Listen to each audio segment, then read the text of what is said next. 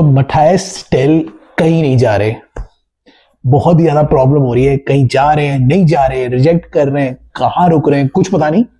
और जॉन डुरैंट चले गए अल नसर। तो बहुत सारी चीजें हो गई हैं इसमें, ट्रांसफर विंडो में अभी चल रही हैं, उनकी बात करते हैं इस एपिसोड में। और दो इंपॉर्टेंट मैचेस की बात करते हैं जो टाइटल रेस के कोर्स को चेंज कर सकते हैं इस हफ्ते। तो स्टार्ट करते हैं ये वीडियो और बात करते हैं बहुत सारी चीजों की। Let's begin.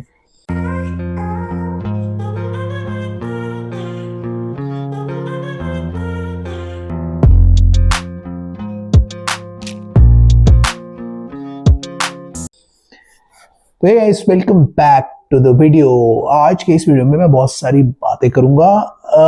कुछ ट्रांसफर विंडोज की बात करेंगे क्योंकि लास्ट डे आ रहा है जल्दी, और कुछ मैचेस की भी बात करेंगे। बड़े इंपॉर्टेंट दो मैचेस की मैं स्पेशली बात करने वाला हूँ। तो स्टार्ट करते हैं, पहले ट्रांसफर विंडो में कुछ ट्रांसफर हैपनिंग्स की बात कर लेते हैं, फिर आराम से तसल्ली से दोनों मैचेस की बात करेंगे। ट्रांसफर विंडो में क्या हो रहा है, तो वही यहाँ शुरुआत होती है कि जॉन डुरैंट चले गए अल नसर। अल नसर ने बिड डाली थी, पहले डाली थी कि हम दो प्लेयर्स को बेसिकली वो देख रहे थे, विक्टर बोनिफेस ठीक और जॉन डुरैंट। पहले न्यूज आ रही थी कि विक्टर बोनिफेस अग्री कर चुके हैं और वो जा रहे हैं। फिर सडनली न्यूज आने लगी कि उन्होंने जॉन डुरैंट के लिए बिड डाल दी है और जॉन डुरैंट ने एक्सेप्ट कर ली है। जैसे ही जॉन डुरैंट ने एक्सेप्ट करी, एस्टन विला ने भी अग्री कर दिया, तो उन्होंने विक्टर बोनिफेस को कहा भैया थैंक यू सो मच, आप खड़े आओ, जॉन डुरैंट हम लेके जा रहे हैं। जॉन डुरैंट जो वन ऑफ द हाईएस्ट से कहते हैं ना, क्या कहते हैं उसको, सबसे ज्यादा वांटेड स्ट्राइकर्स में से आ गए थे अभी रिसेंट में। अब वो चले गए हैं Al Nassr at a young age of 2021। लोग शॉक्ड हैं उस मूव से, हैरान हैं उस मूव से। मैं इतना हैरान नहीं हूं क्योंकि आजकल अगर आप देखोगे कि वो कितना पैसा दे रहे हैं, तो बहुत सारे जो ये फुटबॉलर्स हैं जो पैसे की कमी से आते हैं, उनको जब इतना पैसा दिखता है तो वो ले लेते हैं।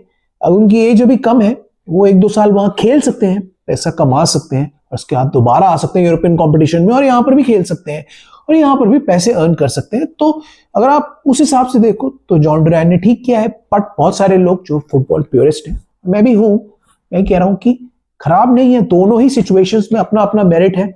हम एज अ फुटबॉल फैंस चाहते हैं कि जितने भी यंगस्टर्स हैं वो हाईएस्ट लेवल में दिखे, अपने आप को प्रूव करें, फिर उसके बाद वो रिटायरमेंट के लिए कहीं भी चले जाएं, या तो MLS चले जाएं या प्रॉब्ली सऊदी लीग चले जाएं। बट अपेरेंटली सऊदी लीग आ रही है प्लेयर्स के लिए, यंग प्लेयर्स के लिए आ रही है, और जॉन डुरैंट जैसे प्लेयर एक्सेप्ट भी कर रहे हैं। बोनिफेस भी कर चुके थे, लेकिन जॉन डुरैंट की वजह से बोनिफेस को मौका नहीं मिला।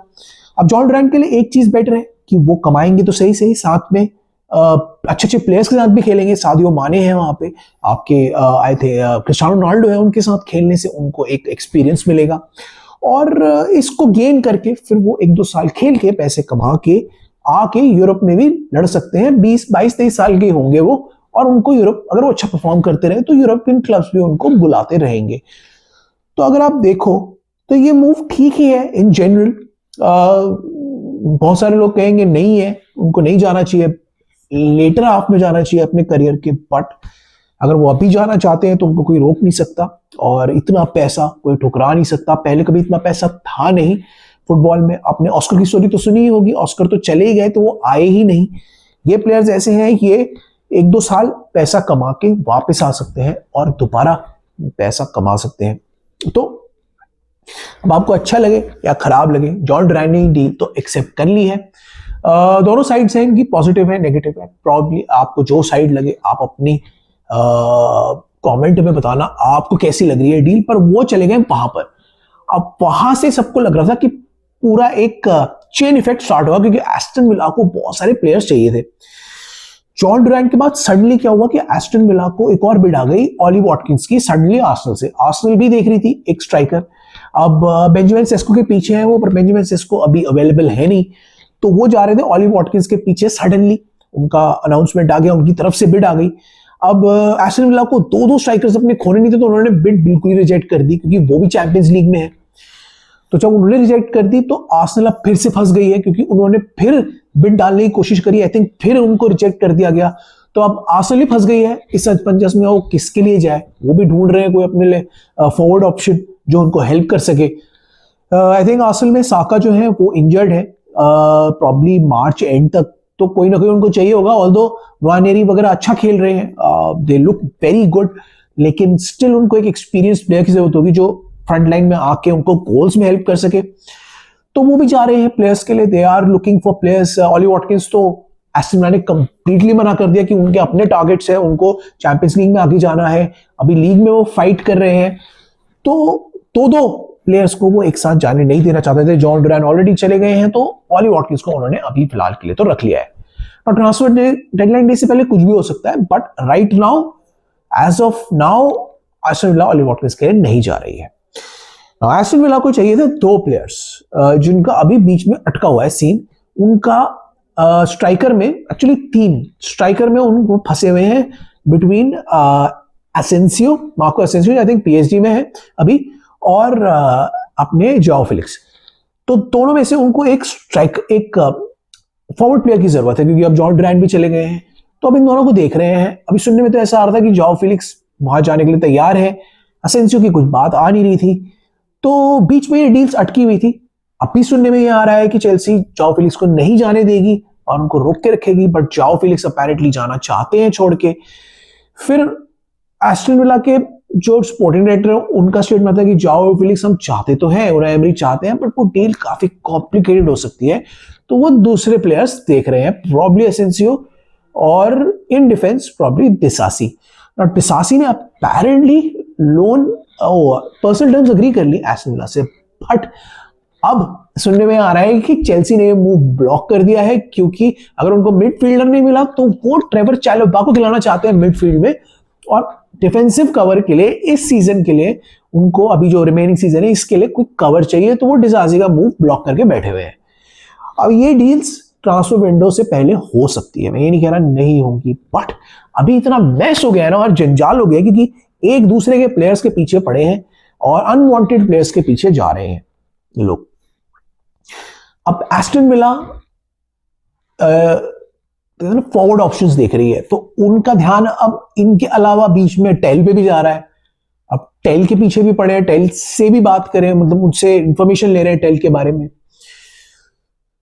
तो एस्टन विला भी कंफ्यूज है अभी किस प्लेयर के लिए जाए, कौन से प्लेयर के लिए वो जा सकता है, क्योंकि डिसासी का इंटरेस्ट अब टॉटनम से भी आ रहा है।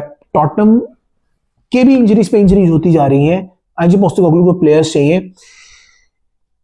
टॉटनम दो प्लेयर्स के लिए जा रही है थी।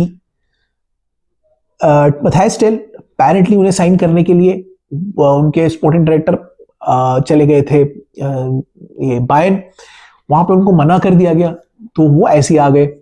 मैथायस टेल ने बोल दिया कि बायर्न म्यूनिख में ही रहूंगा अभी फिलहाल के लिए। तो बेसिकली मैथायस टेल ने चेल्सी को मना कर दिया, टॉटनम को मना कर दिया। अब उनके पास एक दो ही ऑप्शन बचते हैं, आर्सेनल और मैन यूनाइटेड जो लगे हुए हैं कोई फॉरवर्ड ढूंढने में, या फिर वो बायर्न रुकेंगे। तो तीन ऑप्शन अभी मैथायस टेल के पास है। एनीवेज स्पर्स तो वहां से आ गए मैथायस टेल को छोड़ के, अब उनका डिफेंडर भी इंजर्ड हो गया और वो डिफेंडर भी देख रहे हैं। नाम आ रहा है फिकायो टोमोरी का और एक्सेल डिसासी का। फिकायो टोमोरी अपेरेंटली अग्री नहीं कर रहे, ऐसे सुनने में आ रहा है कि वो एसी मिलान में ही रहना चाहते हैं। तो अब अगर ऐसा हो गया तो उनके पास एक ही ऑप्शन बचेगा अभी फिलहाल के लिए, एक्सेल डिसासी। अब डिसासी का मूव ब्लॉक करके चेल्सी बैठी हुई है, तो अब पता नहीं एक्सेल डिसासी एस्टन विला जाएंगे या फिर टॉटनहम जा सकते हैं, या फिर कोई मूव सैंक्शन करेगी भी चेल्सी या नहीं करेगी, अभी कुछ नहीं बताया। चेल्सी भी जा रही थी मैथायस टेल के लिए, मैथायस टेल अपेरेंटली नहीं जाना चाहते चेल्सी के लिए, तो चेल्सी ने अब फॉरवर्ड का ऑप्शन छोड़ ही दिया है। बल्कि होने को कुछ भी हो सकता है अभी मैं कह रहा हूं, लेकिन अभी फिलहाल के लिए फॉरवर्ड का ऑप्शन छोड़ दिया है। अब वो फोकस कर रहे हैं मिडफील्डर पे। अब कौन सा मिडफील्डर आएगा पता नहीं, क्योंकि उनके पास दो मिडफील्डर है जिनको वो रिकॉल कर सकते हैं, लेकिन उनको रिकॉल नहीं कर रहे, तो सुनने में आ रहा है। अब वो दूसरा मिडफील्डर देख रहे हैं। अब मिडफील्ड में भी चाहिए उनको, डिफेंस में भी चाहिए, अब अटैकर भी चाहिए। अब एग्जैक्टली किसके लिए जाएंगे और कितने प्लेयर्स को छोड़ेंगे उसका कुछ पता नहीं है। टेल से जुड़ा हुआ था नुकुंकू का भी ट्रांसफर, क्योंकि नुकुंकू को बायर्न चाहती थी। टेल नहीं जाएगा तो अब नुकुंकू भी रुकेंगे, जाओ फिलिक्स भी रुकेंगे और चेल्सी फंस सकती है। ऐसा सुनने में आ रहा है कि जाओ फिलिक्स के एजेंट जो है, आपके वर्ल्ड फेमस एजेंट, वो गए हैं AC Milan. AC Milan is interested in जाओ फिलिक्स, बट अपेरेंटली जाओ फिलिक्स की सैलरी बहुत ज्यादा है, तो हो सकता है जाओ फिलिक्स चले जाए, पर नुकुंकू का जाना तो मुझे अब नहीं लग रहा। इतनी कुछ भसड़ रखी है। मैनचेस्टर यूनाइटेड अपेरेंटली स्ट्राइकर देख रही है, एक फॉरवर्ड देख रही है, अलेहांद्रो गार्नाचो को हटा नहीं पा रही है। चेल्सी का इंटरेस्ट था अलेहांद्रो गार्नाचो में, अब वो कूल डाउन हो गया है, अब वो नहीं जाएंगे शायद अलेहांद्रो गार्नाचो के पीछे। मैनचेस्टर यूनाइटेड ने साइन कर लिया है पैट्रिक डोगू, जो अपेरेंटली अब टीम को ज्वाइन करेंगे और लेफ्ट बैक के रोल में हेल्प करेंगे। तो ये अच्छी बात है मैनचेस्टर यूनाइटेड के लिए, he is a very talented left back. और वो मार्कस रैशफोर्ड के लोन के लिए भी फंस गए, क्योंकि रूबेन एमोरिम ने साफ बोल दिया कि मार्कस रैशफोर्ड हमारे यहाँ नहीं काम करेंगे भाई। तो अब एस्टन विला मार्कस रैशफोर्ड को भी लोन में लेने की सोच रही है। कितना ज्यादा मैस हुआ पड़ा है। कोई डील अप्रूव नहीं हुई है अभी तक, लेकिन मैस हुआ पड़ा है। चेल्सी ने चेज़रे कैसेडे का लोन सैंक्शन कर दिया है और वो जा रहे हैं टोरिनो फाइनली। कभी लाज़ियो, कभी ये, कभी वो, अब फाइनली टोरिनो जा रहे हैं। टोरिनो का 10 मिलियन प्लस का उन्होंने अग्री कर दिया है। तो इतनी सारी बातें चल रही है, डील अभी तक कुछ हुई नहीं है। कौन किधर जाता है, कौन कहां जाएगा, कुछ पता नहीं। कह रहे हैं सब लोग एक दूसरे के प्लेयर्स लेंगे, लेकिन अभी तक कोई ले नहीं रहा है। अब लास्ट डे कितनी एक्टिविटी होती है मुझे नहीं पता, बट कुछ ना कुछ तो होगा, क्योंकि बहुत सारी इंजरीज हैं और बहुत सारी टीम्स को फॉरवर्ड प्लेयर्स चाहिए। आर्सेनल को चाहिए, मैनचेस्टर यूनाइटेड को चाहिए, चेल्सी को चाहिए। चेल्सी को एक मिडफील्डर भी चाहिए, मिडफील्डर कवर चाहिए। स्पर्स को तो बतेरे चाहिए, स्पर्स को तो डिफेंस चाहिए पूरा। उनकी तो हालत खराब हुई हुई है। तो अब किसके लिए जाएंगे, कौन सी डील एक्चुअली में सैंक्शन होंगी, अब ये देखना है। सिटी भी अपना साइनिंग से बैठी हुई है। अपेरेंटली कैम्बियोसो की भी बात चल रही है कि कैम्बियोसो से बात कर रहे हैं वो, और वो उनकी 4th और आई थिंक फाइनल साइनिंग होगी। पेप चाह रहे हैं कि कैम्बियोसो भी इस विंडो में आ जाए। तो अब देखते हैं कि सिटी 3 प्लेयर्स के बाद किस प्लेयर के लिए जाती है। न्यूकासल ने तो मना कर दिया है कि वो एक्टिवली कुछ नहीं देख रहे। इन मीडिया चेल्सी और आर्सेनल ने भी मना किया है कि हम एक्टिवली नहीं देख रहे, हम अपॉर्चुनिटीज देख रहे हैं, जो आजकल नया वर्ड है, और अपॉर्चुनिटी मिल गई तो हम साइन कर लेंगे। तो बहुत ही भसड़ हुई पड़ी है। कोई मजेदार ट्रांसफर विंडो नहीं हुई है अभी तक। यही सब छोटी मोटी अनाउंसमेंट्स आई जा रही हैं। कोई मेजर अनाउंसमेंट अभी तक नहीं आई है इस विंडो में। सैंटियागो जिमेनेज की जो साइनिंग है वो बड़ी अच्छी है। जावी सिमोन्स अपेरेंटली ये वहां जा रहे हैं, उन्होंने आरबी लाइप्जिग में अपना परमानेंट ट्रांसफर कर लिया है, वो एक न्यूज आई है। और जहां तक मुझे पता है और कोई इतनी न्यूज आ नहीं रही है, और कोई प्लेयर्स अभी डिमांड में नहीं है। प्रॉब्ली समर ट्रांसफर विंडो में बहुत सारे प्लेयर्स अभी बैठे हैं जिनके ट्रांसफर के कॉल्स आएंगे, जिनके जो जा सकते हैं। बट राइट नाउ कोई अपना प्लेयर लूज नहीं करना चाह रहा, कोई टीम कमिट भी नहीं करना चाह रही है अभी, क्योंकि विंटर ट्रांसफर विंडो में बहुत सारी टीम्स को ज्यादा पैसा देना पड़ता है उन्हीं प्लेयर्स का जो समर में उनका प्राइस कम हो जाता है। तो मुझे एग्जैक्टली नहीं पता कितने अच्छी डील्स होंगी। कोई टूटी फूटी लोन डील्स होती हुई मुझे लग रही है लास्ट डे में।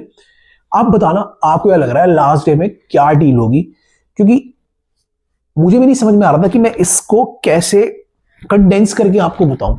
इतनी भसड़ हुई पड़ी है कि कौन सा प्लेयर किधर जा रहा है, एक्चुअल डील कौन सी हुई है, किसी को कुछ नहीं पता। तो मुझे कुछ नहीं समझ में आ रहा था मैं आपको ये कैसे बताऊं। मैंने जैसे तैसे आपको सब बता दिया, अपना पॉइंट ऑफ व्यू दे दिया, और प्रॉबेबली मतलब उससे कुछ कुछ समझ में आ रहा होगा, क्योंकि अगर आप ट्विटर भी देखोगे तो it's all chaos, complete chaos है अभी।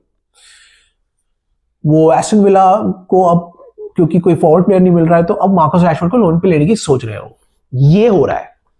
अब मैं ये नहीं कह रहा कि मार्कस रैशफोर्ड के लिए अच्छा नहीं होगा, it is a good loan, अच्छा लोन हो सकता है। मार्कस रैशफोर्ड को अभी क्लब की जरूरत है, रूबेन एमोरिम उनको खिलाना नहीं चाहते हैं, और एस्टन विला ऐसे क्लब में उनाई एमरी के अंडर वो अच्छा कर सकते हैं।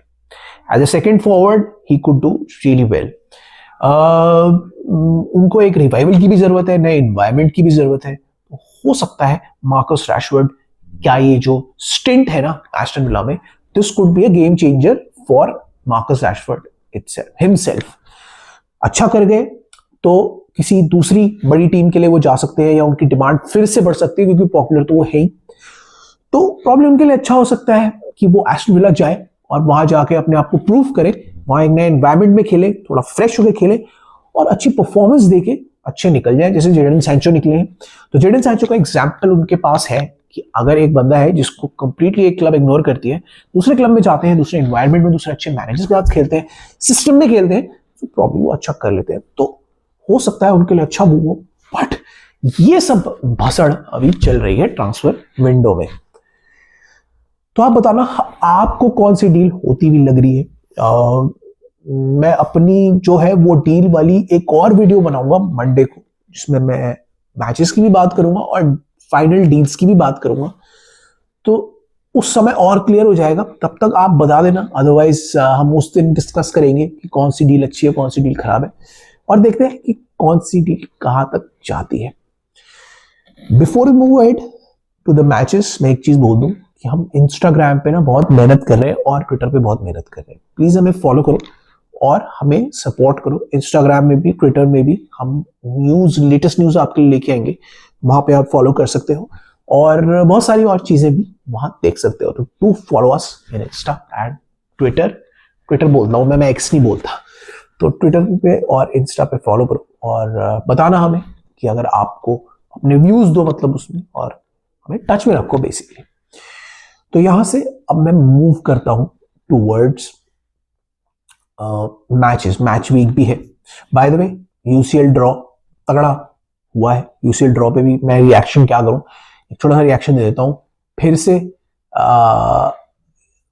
राउंड ऑफ 16 में, मतलब फिर से राउंड ऑफ 16 में पहली बार फिर से real Madrid versus Manchester city हो रहा है, तगड़ा मुकाबला, और दोनों में से एक फेवरेट चला जाएगा, इतनी जल्दी निकल जाएगा। तो इतनी जल्दी इतना तगड़ा मुकाबला हो रहा है और मजा आएगा देखने में। फॉर न्यूट्रल स्पेक्टेटर्स तो मजा ही आएगा। मैड्रिड फेवरेट है, बट मैनचेस्टर सिटी है और नए प्लेयर्स के साथ प्रॉब्ली वो मैड्रिड को हरा सकते हैं। तो we don't know what will happen. I still give an edge to Madrid, but Manchester City जबरदस्त खेल रही है और वो भी खेल सकती है अच्छा और मैड्रिड को हरा सकती है। तो बड़ा मजेदार मैच होगा, काफी क्लोज होगा। फर्स्ट लेग आई थिंक एतिहाद में है और सेकेंड लेग मैनचेस्टर सिटी के स्टेडियम में, और सेकेंड लेग बर्नबाउ में है। तो मजा आएगा देख के और इंटरेस्टिंग होगा ये मुकाबला। तो यहां से चलते हैं और प्रीमियर लीग की बात करते हैं। क्लियरली दो बड़े मैच हैं जिनसे पीएल का रुख बदल सकता है और एक टीम का लॉस दूसरी टीम को बहुत इफेक्ट कर सकता है। मैं बताता हूं कैसे। बॉर्नमथ वर्सेस लिवरपूल, बड़ा ही इंटरेस्टिंग टफ मैच है लिवरपूल के लिए, बॉर्नमथ के होम ग्राउंड में। बॉर्नमथ का रिकॉर्ड देख लो, अभी तगड़ा रिकॉर्ड है, डिफेंस में, अटैक में, हर चीज में, हर बड़ी टीम को हरा रही है और अपने ग्राउंड में तो तगड़ा खेल रही है। अब क्या लिवरपूल, जो आई थिंक लीग की सबसे अच्छी टीम है, क्या इनको कुछ कर पाएगी, ये देखना बहुत जरूरी है। इजी नहीं होगा। अगर लिवरपूल हरा देती है बॉर्नमथ को, तो लिवरपूल को कोई जीतने से नहीं रोक सकता ये प्रीमियर लीग टाइटल। बड़ा मजा आएगा देखने में इस मैच को, बहुत ही चीजें इस मैच पे निर्भर है।